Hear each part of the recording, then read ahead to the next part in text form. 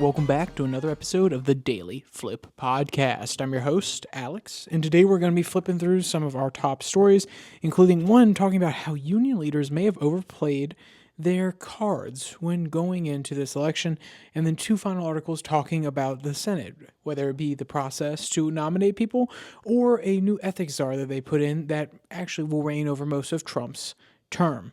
And of course, we will end today with our daily delight, a story meant to leave you feeling positive, ready to take on the day. But that's enough rambling from me. Let's jump in to our daily debate.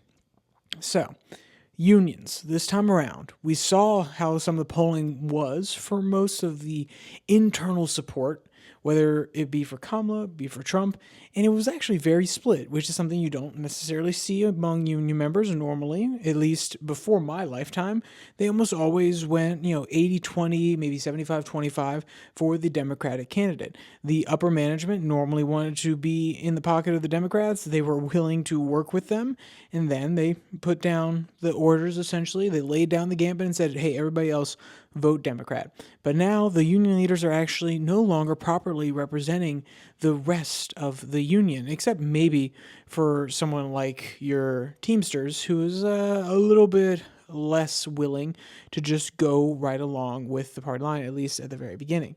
So, what does this show us? Is the union system broken? Do they need a more direct form of nominating or a direct form of controlling who represents them, a direct form of or more democratic version of elections for their leaders?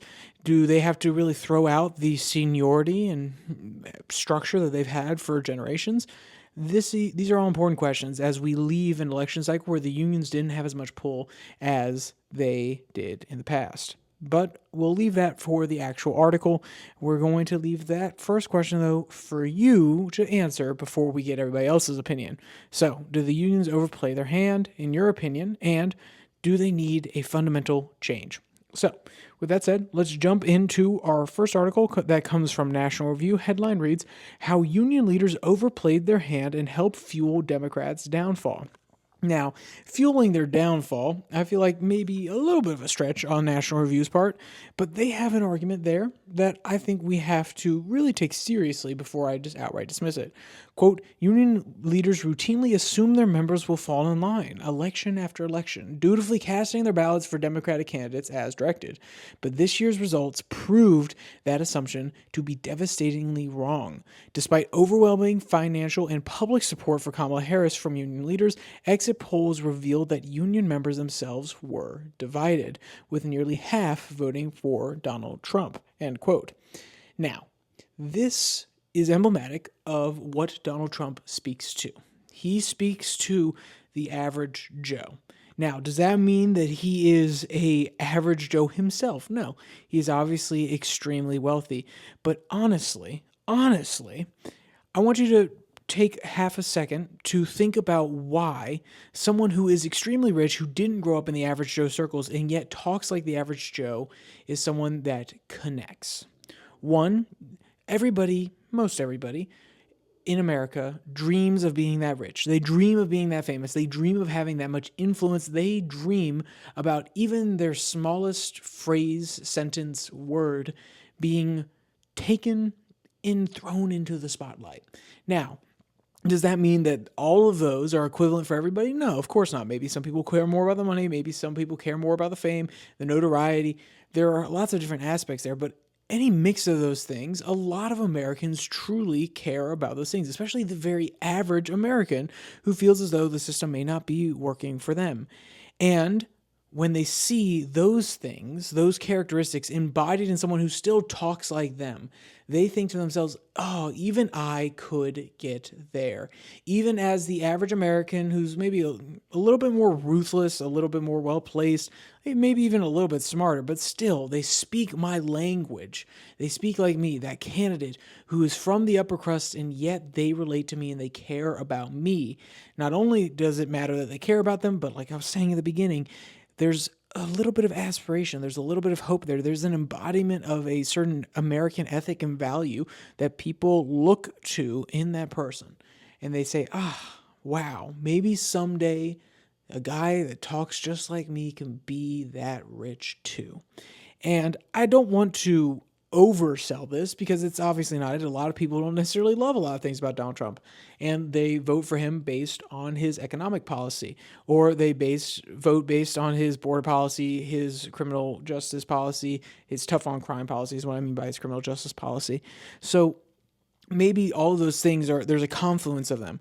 But when it comes to the working man, the average day person in America, the one who has to go into the factory, who has to go into the coal mine, who has to go into a warehouse job and work their tail off, they do not necessarily run in these elite circles. They don't go to giant galas where there are disco balls floating in the air and nice old 80s slow dance music comes on, or the champagne is passed around, these really fancy dinners, the White House Correspondents' Dinner. They don't go to all of these events. They don't have the capability to go to these events. And when they see somebody who can go to all of these things and still be true to himself, seem genuine, not seem to be playing some sort of game, some elite favor trading sort of thing, but rather being quote unquote himself, and himself looking very much like them, that is aspirational. And I think that is what you see when these unions are splitting. You see the people understanding that he is not just there for his own vanity. He is not just there because he wants to rule the country. Though both of these things can be true. He can be there for his own vanity because he said he wanted to do it. He thought it would be a great crowning jewel. He came back because he had lost his last election. And also he wants to guide the country, rule the country, because he is a person who believes he can do it better. And that is also built into his pride and his vanity. But he does at least acknowledge on a rhetorical level the needs of the average person. And that is something that is very hard to overcome. Even when your union leadership says, hey, I need you to vote for this other person, or this person will be more in line with pro-union policy, which will actually make our lives better. It will guarantee that we can bring in higher wages. But maybe union leaders, or union members have learned over time that actually, when unions gain more power and they're able to negotiate more and actually possibly get pay raises and some of these other benefit raises that they like, either the companies end up doing worse and they have to get some sort of reprieve a few years down, or some people have to end up losing some of their jobs. And maybe that has come to light. Maybe people realize that. I feel like, though, that trend is not 100% in every single company that has been unionized, though. You can see it especially in the auto industry, where many of these companies had a really rough time going into 2008. The shackles were taken off. The union said, hey, you know what? We're going to give you an easy time. They saw some economic growth and boon, especially because of government subsidies and handouts that were given after some of their restructurings.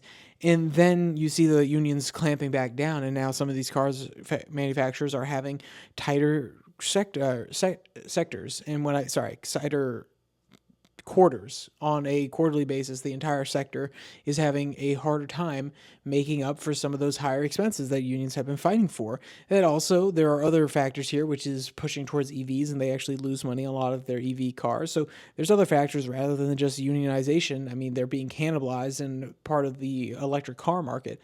So I understand it's not so simple as to imply, oh, hey, the union members are starting to realize what's happening here.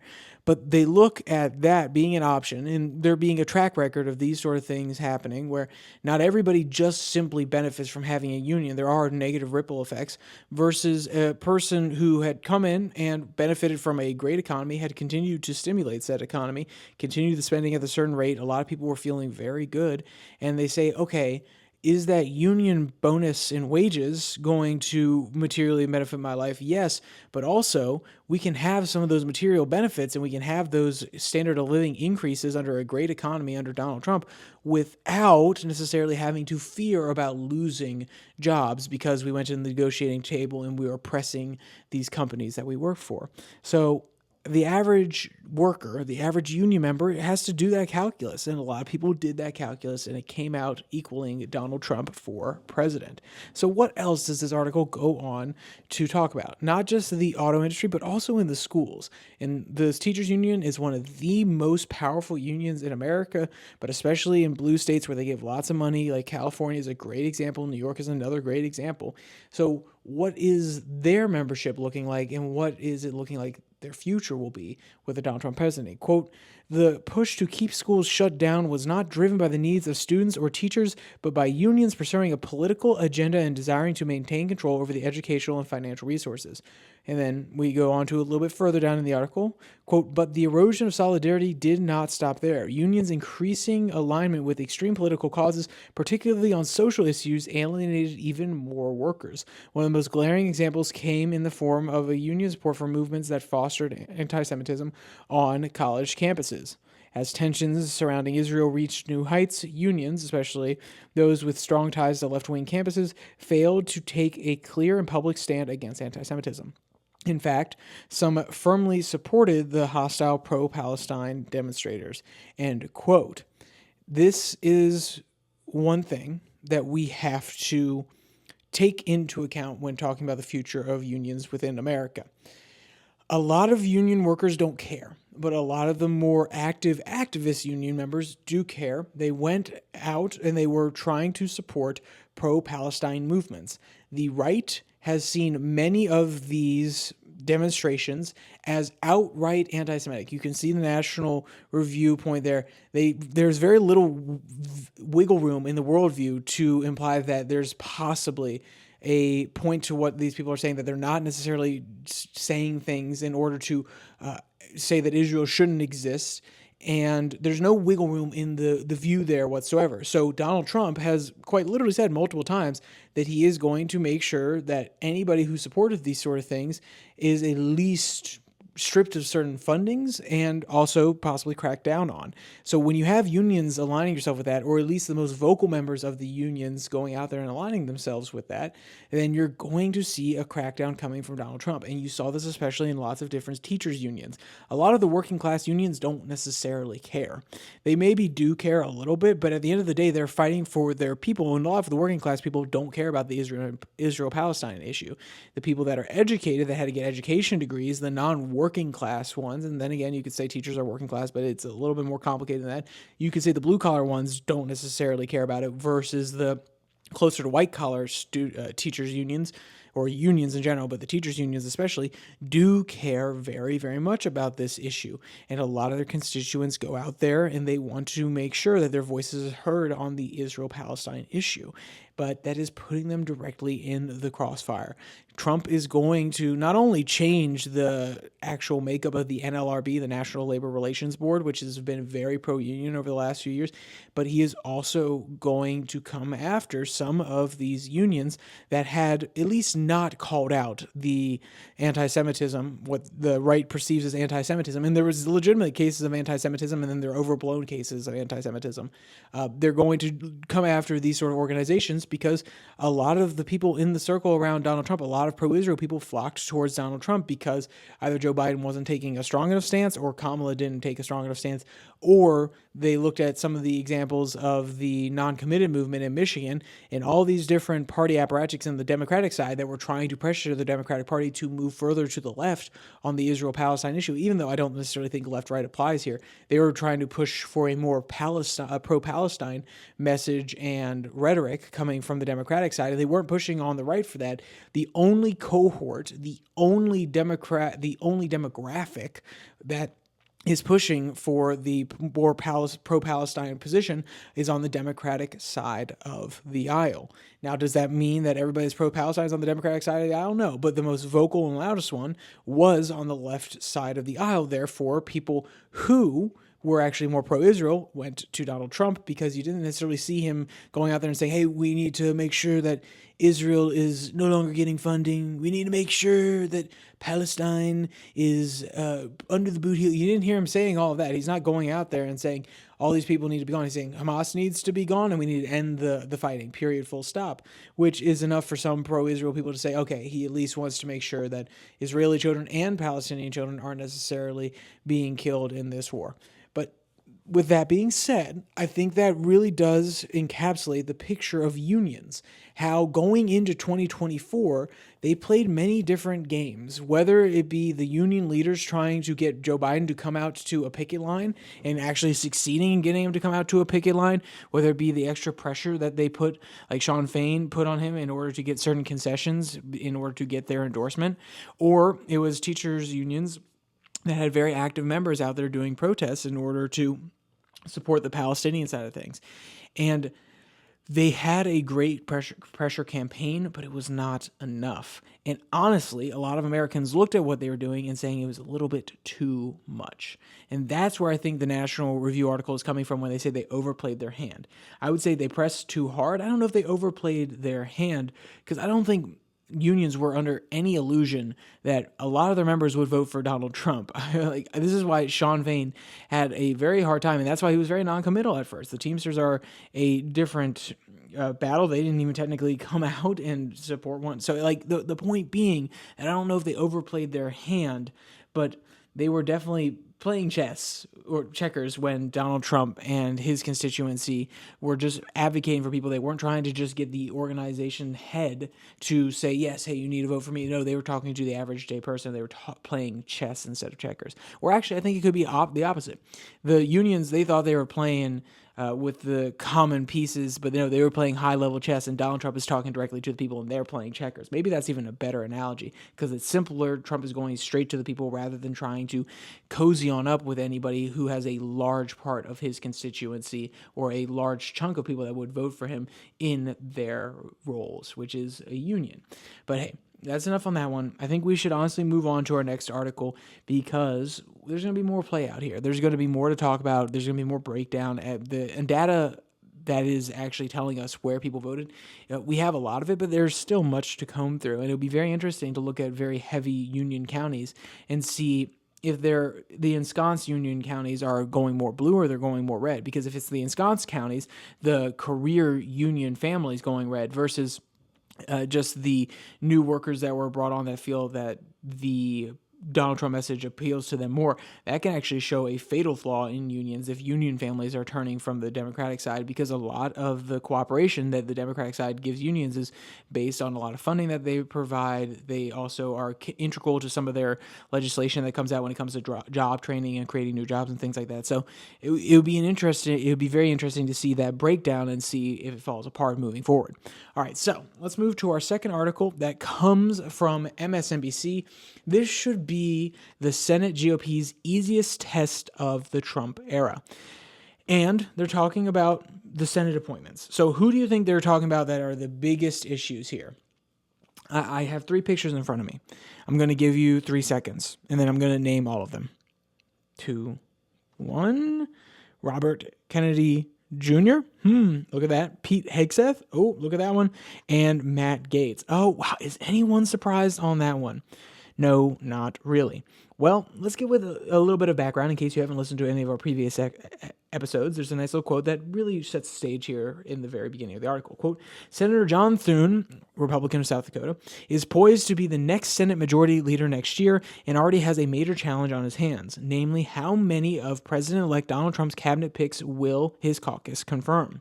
It's a question that must be asked given the ludicrous figures Trump has tapped for some of the most important positions in the nation. End quote. Now, I have gone on here and said, I understand why Donald Trump has made some of the picks that he's made. Some of the other picks, not necessarily, like Rubio. I was a little shocked by that one for the Secretary of State, I won't lie.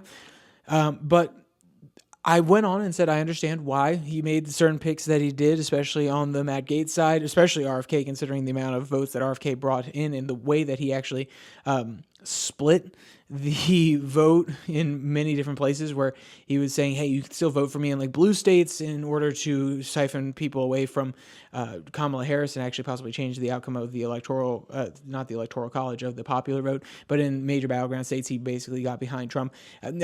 He had to give RFK something big. And let's be clear, I take that back. Technically, you don't have to. You don't have to appoint people for doing you favors and doing things. Some people would even call that nepotism, or not necessarily nepotism. Some people would call that corruption, not nepotism, because nepotism is normally when it's your own family. They would call that corruption.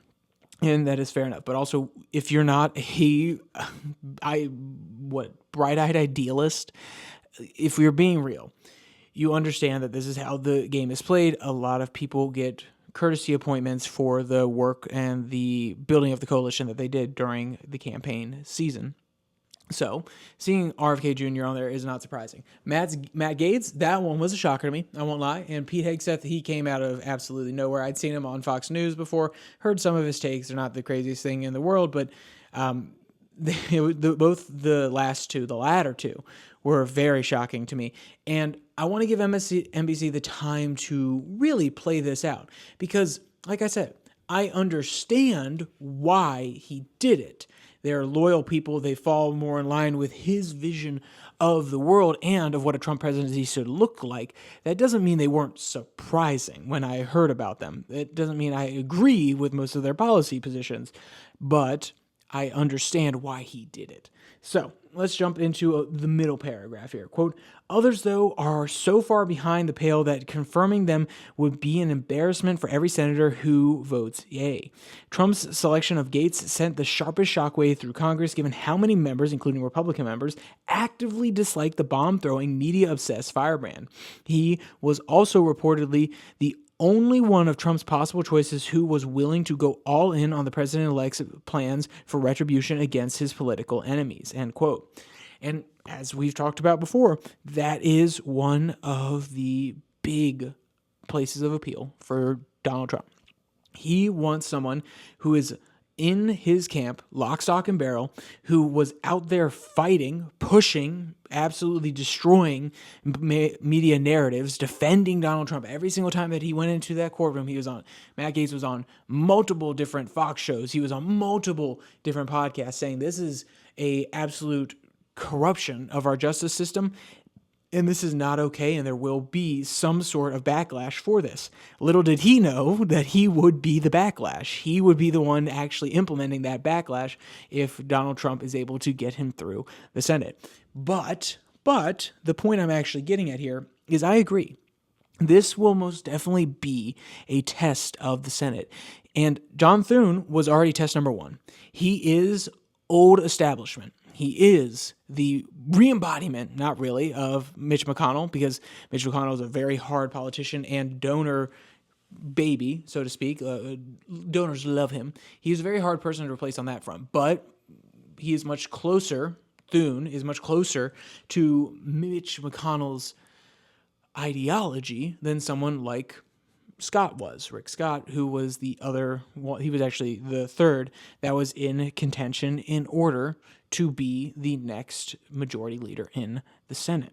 Now, what is this going to say about them? Because I said it will be a moment, it will be a testing ground. What will it say? If they let through his picks or they break for a recess appointment, so they technically don't have to be responsible for approving him, but also they are technically choosing to go on recess, which means they are responsible because they know what's going to happen on the recess. But the point being, if either of those go through, they are endorsing the Trump takeover of the party. It's already happening on a popular culture level. There are already so many operators claiming that this is Trump's party. And I mean, it's been Trump's party for a while, but it will 100% codify it. There is no doubt in my mind if that is the route they go on, versus if they push back, they're able to actually stall. They're trying to actually make sure that Gaetz doesn't necessarily get through or some of these other picks don't get through. They will show some vestiges of a Republican Party that existed before Trump and also a possibility of what a Republican Party can look like without Trump. Maybe even integrating some of those MAGA base sort of people. Maybe even integrating the Rick Scott. And let's be clear, Rick Scott is like pretty normal. I would almost call him some of his policies a little bit like rhino-ish, especially his foreign policy, but he got behind Donald Trump and therefore he has taken on the MAGA coat and he is wearing it around the Senate like, I'm fighting for Donald's goals and ends here. I think it will be fascinating because this is truly a test of what direction the Senate wants to take the party.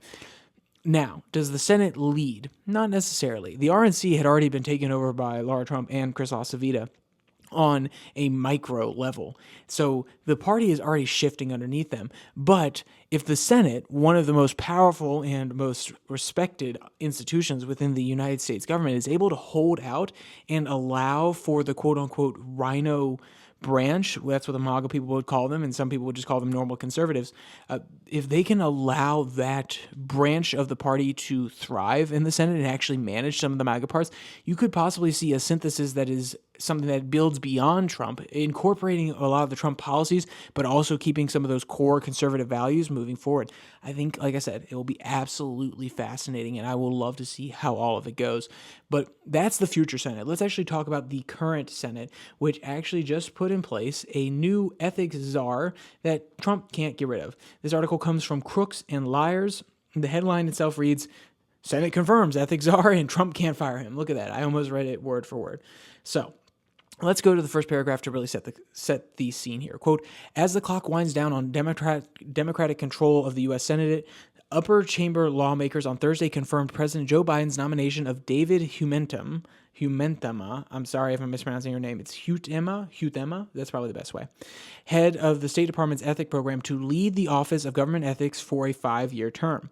Senators voted 50 to 46 in favor of Huthema's confirmation to head the OGE through the duration of Republican President-elect Donald Trump's tenure, averting, at least temporarily, a scenario in which the winner of the 2024 election, who has refused to sign required transition-related ethics agreements and whose first term saw thousands of conflicts of interest, would be empowered to fill or stonewall the post.